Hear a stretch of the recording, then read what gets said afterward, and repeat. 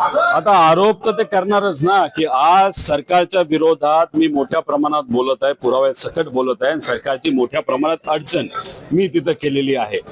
आता काल मी फोन केला असं ते कुठेतरी म्हणतात. एक तर मी छत्रपती संभाजीनगरला होता, नंतर वाशिमला आलो, नंतर आज अमरावतीला आलेलो आहे.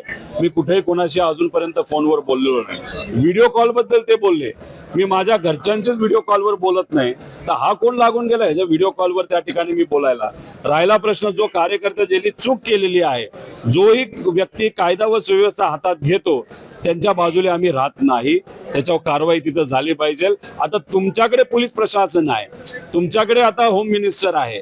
आता होम मिनिस्टरच्या सांगण्यावरच पडळकर तिकडे गेलेत आणि हा तमाशा तिथं करून मला अडकवण्याचा प्रयत्न तुम्ही करत असाल तर एसआयटी फॉर्म करा. मी मागणी करतो एसआयटी फॉर्म करा. खरं काय लोकांसमोर तिथं आलं पाहिजे. उगाच एखाद्या विषयाला कोणावर अन्याय झाला असेल, मारहाण झाली असेल, सहानुभूती त्या मुलाबरोबर आहे, त्या कार्यकर्त्याबरोबर, तुम्ही आमच्या विरोधातला असला तरी चालेल, पण विषय एवढाच आहे, खोटं बोलून जर कुणी काय वेगळ्या गोष्टी करण्याचा प्रयत्न करत असेल, तुम्ही कितीही प्रयत्न केला तर मला फ्रेम करू शकत नाही, कारण मी काही चूक त्यामध्ये केली नाही. मी सरकारच्या विरोधात बोलतच राहणार. तुम्हाला जे काही एसआयटी फॉर्म करायची ते तुम्ही करा, पण कालच्या प्रकरणामध्ये उगाच माझं नाव तुम्ही तिथं घेत आहात, हे योग्य ठरत नाही. राजकारणाला एवढ्या खालच्या लेवलला तुम्हाला घेऊन जायचं असेल तर तो मी प्रयत्न करा.